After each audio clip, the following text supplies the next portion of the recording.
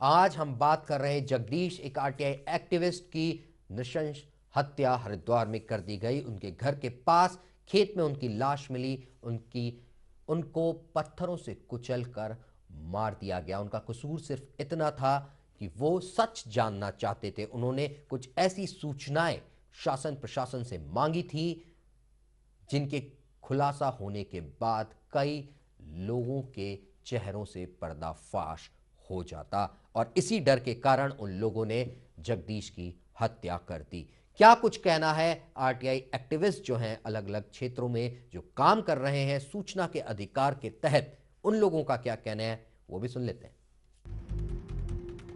RTI कार्यकर्ता जगदीश की मौत अपने पीछे दहशत के दहकते उन सवालों को छोड़ गई है जिसकी जद में कई और आरटीआई कार्यकर्ता भी है। उन्हें भी डर है कि सच्चाई को सामने लाने की कहीं उन्हें भी जगदीश जैसी ही मौत की सजा न मिल जाए। पुलिस के सुरक्षा के दावों की खोखली कहानी तो जगदीश की मौत ने सरेआम कर दी। ऐसे में सच्चाई के लिए लड़ने वालों के हौसले भी कुछ पस्त होने लगे हैं, जिसकी सबसे बड़ी गुनहगार है पुलिस।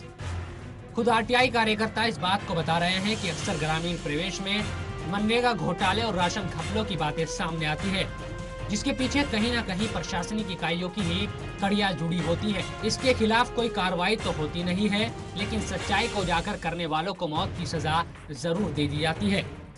एक बहुत बड़ी चिंता का विषय है जो आरटीआई कार्यकर्ता हैं, जो सूचना के अधिकार के तहत मांगते हैं, और खासकर ग्रामीण परिवेश में जो मनरेगा है और जो ये आपका जो राशन घोटाले हैं, राशन का जो वितरण होता है उसमें बड़े बड़े घोटाले हैं।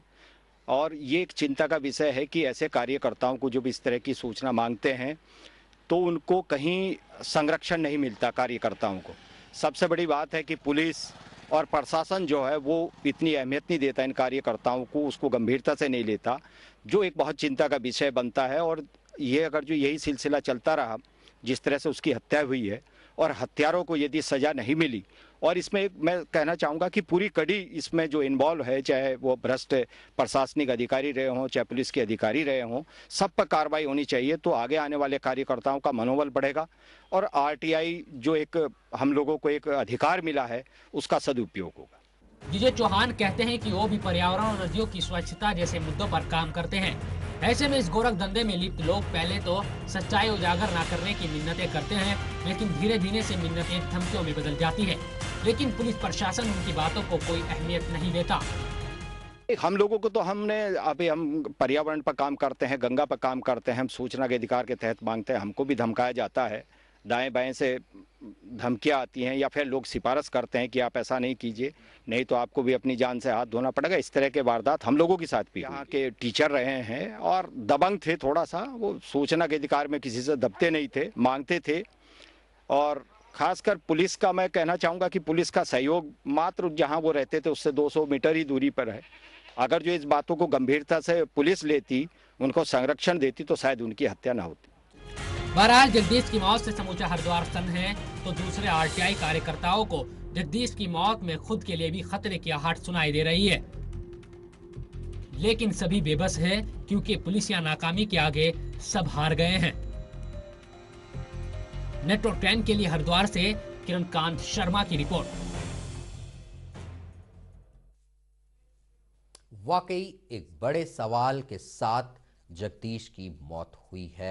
इनकी हत्या अपने पीछे कई बड़े सवाल छोड़ के गई है। दीपक मेरे सहयोगी न्यूज रूम से इस समय हमारे साथ जुड़ रहे हैं। दीपक, मेरा सवाल आपसे यह है कि वो कौन से बड़े सवाल हो सकते हैं जो जगदीश की हत्या के बाद अब खड़े हो रहे हैं उत्तराखंड में? रोबिन, देखिए, जैसे पूरा घटनाक्रम सामने आया है जिसके बाद नेटवर्क 10 ने पूरे मामले की पड़ताल की थी। कहीं ना कहीं पुलिस सुस्त बनी हुई थी। घटना को 3 दिन हो गए लेकिन अभी तक अपराधी पुलिस की गिरफ्त में नहीं आए हैं। जो 3 चीज़ें निकल के अभी तक सामने आई हैं, पहली चीज़ कि जगदीश को कहीं ना कहीं आशंका थी क्योंकि लगातार उसको धमकियां मिल रही थी, क्योंकि लगातार वो भ्रष्ट तंत्र को उजागर करने के लिए वहाँ पर काम कर रहे थे और वहाँ पर जमीन के मामले और राशन में जो घालमेल हो रहा था उसको लेकर उन्होंने आरटीआई वहाँ पर लगाई थी। और वही लोग उसको लगातार धमकियां दे रहे थे कि आरटीआई आप वापस ले लो वरना वो लोग उनको जान से मार देंगे। और लगा इसी को लेकर एसएसपी से शिकायत भी की थी जगदीश ने, और हालांकि एसएसपी ने कोई कार्रवाई इस पर नहीं की। पुलिस विभाग सोया रहा, जिसका नतीजा ये रहा कि सूचनाएं तो जगदीश को मिली नहीं, लेकिन उसके बदले जगदीश को मिली मौत। तो कहीं ना कहीं बड़ा सवाल यहाँ पर होता है, कहीं ना कहीं अधिकारी, उसने जो जगदीश ने एक बात और उजागर की थी अपने खत में जो हमारे हाथ लगा था, कि लगातार तो उसने फूड इंस्पेक्टर को और एसडीएम को इसकी सूचना दी थी जब राशन की कालाबाजारी वहां पर हुई थी, और इसी को लेकर जांच क्यों नहीं की गई, इसको लेकर उसने खत लिखा था जिलाधिकारी से लेकर एसएसपी से लेकर सभी अधिकारियों को। तो कहीं ना कहीं बड़ा सवाल ये होता है, कहीं ना कहीं जो अधिकारी हैं, भले ही छोटे अधिकारी से लेकर या बड़े अधिकारी तक, उनकी मिलीभगत कहीं ना कहीं इसमें जाहिर होती है, जिस वजह से उन्होंने कार्रवाई नहीं की, सारा मामला उनके संज्ञान में आने के बाद भी। और नतीजा ये हुआ कि जगदीश को अपनी जान से हाथ धोना पड़ा, जबकि बाकी जो दूसरे लोग थे वो अभी तक फरार चल रहे हैं। और जो दूसरे अधिकारी या कर्मचारी अगर हम लोग बात करें तो उन्होंने कोई कार्रवाई नहीं की। लेकिन इस पूरे मामले को अब पुलिस उलझाती हुई नजर आ रही है, क्योंकि मामला एकदम साफ है। हालांकि परिजनों की शिकायत पर पुलिस ने मामला दर्ज तो कर लिया है, लेकिन मामला बहुत ज्यादा साफ है कि उन्हीं लोगों ने हत्या की है जो परिजनों ने वहां पर उनके खिलाफ मुकदमा दर्ज कराया है। लेकिन उसके बावजूद पुलिस हील हवाली पूरे केस में बरत रही है। 3 दिन के बाद कोई कार्रवाई उनके खिलाफ नहीं होती। सबसे बड़ा सवाल यह है कि अगर कार्रवाई पुलिस त्वरित करती है तो कहीं ना कहीं उंगलियां पुलिस पर भी उठेंगी, वो दूसरे अधिकारियों पर भी उठेंगी जो इस सारे उसमें संलिप्त थे। तो कहीं ना कहीं जो देखा जाए तो अफसरशाही जो देखें, जो अधिकारी है, कहीं ना उनकी मिलीभगत पहले भी उजागर होती रही है। जितने भी आरटीआई एक्टिविस्ट की हत्या हुई है उसमें कहीं ना कहीं यही बात सामने आई है कि जो सूचनाएं निकाली गई थी कहीं ना कहीं वो भ्रष्ट तंत्र के खिलाफ थी।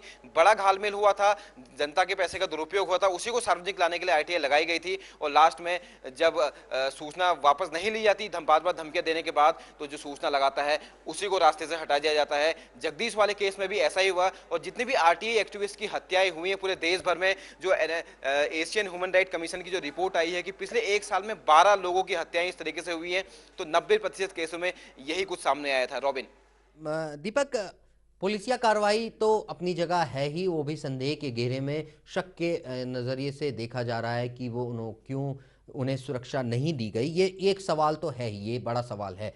लेकिन क्या इनकी जो हत्या है, जगदीश की जो हत्या है, उत्तराखंड देवभूमि में ये पहला मामला आरटीआई एक्टिविस्ट की हत्या का, तो क्या आपको लगता है वो जो माहौल है पूरे उत्तराखंड में, वो जो लोग हैं जो आरटीआई के जरिए भ्रष्टाचार को उजागर करते हैं, उनके मोराल पर, उनके जहन पर भी एक बड़ा झटका जगदीश की हत्या है?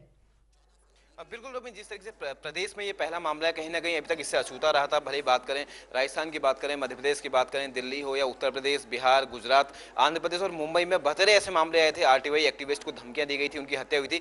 प्रदेश में ये पहला मामला आया था। कहीं ना कहीं लोग जागरूक हुए थे, लोग समझने लगे थे। सूचना का अधिकार जब से लागू हुआ, लोग उसमें एक्टिव हुए थे। आरटीआई कार्यकर्ता सक्रिय होकर काम कर रहे थे। कई सारे ऐसे घोटाले हैं, कई सारी ऐसी चीजें निकलकर सामने आई थी जिसमें जो भ्रष्ट अफसर है वो लोग, उनका नाम सामने आया था, उनके खिलाफ कार्रवाई होने की बात आई थी। लेकिन जिस तरीके से हरिद्वार वाली ये घटना है, जगदीश की हत्या वहां पर कर दी जाती है, तो कहीं ना कहीं बहुत बड़ा घालमेल यहां पर था। और हालांकि इससे तो दूसरे आरटीआई एक्टिविस्ट ने, कहीं ना कहीं उनमें हल्का सा भय भी यहां पर मौजूद है। लेकिन जिस तरीके से हमने बात करी, जो दूसरे आरटीआई एक्टिविस्ट थे, तो उनका साफ तौर पर कहना था कि वो लोग लगातार इसको लेकर काम करते रहेंगे। जगदीश के बेटे की है अगर हम लोग बात करें तो उनकी जो बाइट हमारे पास आई थी कि वो लगातार भ्रष्ट तंत्र में हो रहे इस घालमेल को उजागर करने के लिए काम करते रहेंगे। तो कहीं ना कहीं आरटीआई एक्टिविस्ट एक कदम पीछे तो यहाँ से हटते हैं इस तरह की घटनाओं के बाद, क्योंकि सबका अपना परिवार होता है, सबकी अपनी सारी चीजें होती है। समाज के लोग काम करते हैं, जो भ्रष्टाचार वहां पर हो रहा है उसको उजागर करने के लिए वो लोग काम करते हैं। लेकिन उसके बावजूद इस घटना के बाद भी कहीं ना कहीं लोग आगे आ रहे हैं, लोग खुलकर, जिस तरीके से लगातार हमारे पास यहाँ पर ही फोन आ रहे थे कि लोग सराह रहे इस चीज को कि आरटीआई एक्टिविस्ट जो काम करते थे कहीं ना कहीं उन्हीं के लिए काम करते थे। तो मैं नहीं मानता कि यहाँ पर इस घटना के बाद बहुत ज्यादा फर्क यहाँ पर पड़ेगा। लेकिन देवभूमि में इस तरह की घटना होना कहीं ना कहीं जाहिर सी बात है, भ्रष्टाचार बहुत चरम पर पहुंच चुका है। और यहाँ पर भी उसी केस में वही हुआ था कि भ्रष्टाचार बहुत अधिक संख्या में वहां पर था, बहुत बड़ी वहां पर हुआ था, जिसकी वजह से लास्ट में उसको सूचना नहीं दी गई और जगदीश की यहाँ पर हत्या कर दी जाती है। रॉबिन, बहुत बहुत शुक्रिया। हमारे सहयोगी दीपक बता रहे थे कि उस माहौल पर तो ज़रूर असर पड़ेगा जो देवभूमि में तैयार हो रहा है, नया राज्य है, यहाँ पर तैयार हो रहा है वो माहौल भ्रष्टाचार के खिलाफ आरटीआई का इस्तेमाल हथियार के रूप में करने के लिए। उस माहौल पे ये हत्या बड़ा झटका उसको दे सकती है। नेटवर्क 10 की इस खास पेशकश में